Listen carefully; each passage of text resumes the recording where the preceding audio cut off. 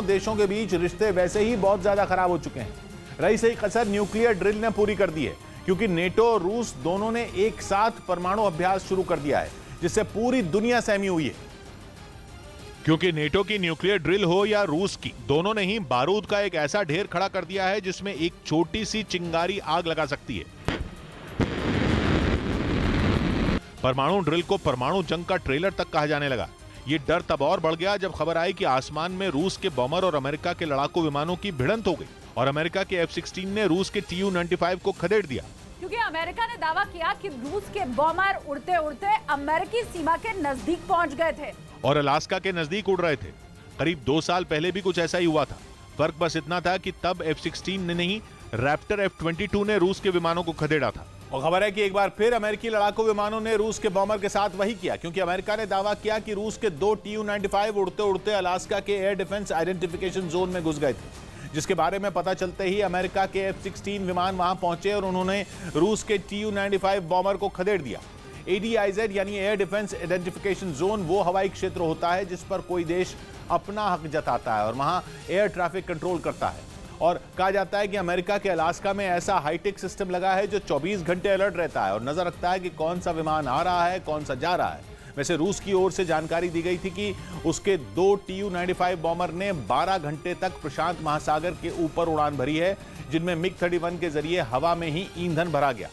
यही नहीं, रूस ने उसके विमानों के अलास्का के एयर डिफेंस आइडेंटिफिकेशन जोन में घुसने का आरोप भी खारिज कर दिया और दावा किया कि उसके विमान अपने इलाके में उड़ रहे थे। लेकिन अमेरिका का कहना है कि रूस ने जानबूझकर ऐसी हरकत की, जिसकी वजह से दोनों देशों की टेंशन और बढ़ गई। क्योंकि वैसे ही न्यूक्लियर ड्रिल की वजह से अमेरिका और रूस के बीच टेंशन हाई है। एक तरफ अमेरिका और उसके नेटो सहयोगी B-52 बॉमर से अपना दम दिखा रहे हैं।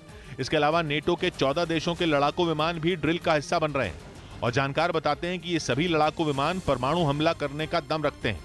रही बात B-52 बॉमर की, तो उसका तो नाम सुनते ही दुश्मन थर-थर कांपने लगता है, क्योंकि जिस B-29 बॉमर को अपग्रेड कर B-52 बनाया गया है, उसने हिरोशिमा और नागासाकी पर परमाणु बम गिराकर 3 लाख से ज्यादा लोगों की जान ले ली थी। और अब तो B-52 बॉमर ज्यादा खतरनाक हो चुका है। उसका रेडार सिस्टम हो या हथियारों को ले जाने की क्षमता, दोनों अपग्रेड की जा चुकी है। वैसे न्यूक्लियर ड्रिल के शुरुआती दिनों में अमेरिकी बॉमर ने उड़ान नहीं भरी है, लेकिन एक दिन पहले रैप्टर F-22 और F-16 नॉर्थ सी के ऊपर गरजे थे। इसके अलावा USS जॉर्ज H.W. बुश भी ड्रिल का हिस्सा बना था और इस एयरक्राफ्ट कैरियर से विमानों ने उड़ान भरी थी, जिसके थोड़ी ही देर बाद खबर आई कि रूस ने भी Tu-95 से ड्रिल शुरू कर दी। कहते हैं कि परमाणु मिसाइलों की बारिश करने वाले इस बॉमर का नाम सुनते ही अमेरिका की नींद उड़ गई थी और उसने उस पर नजर रखनी शुरू कर दी थी, जिसके बाद उसने दावा किया कि रूस के 2 Tu-95 उसके इलाके में घुस गए थे। रूस पर यह आरोप लगते ही दुनिया अलर्ट हो गई और परमाणु जंग की आहट से डरे देशों के कान खड़े हो गए, क्योंकि दुनिया जानती है कि पुतिन जो करते हैं वो डंके की चोट पर करते हैं। वो किसी से नहीं डरते।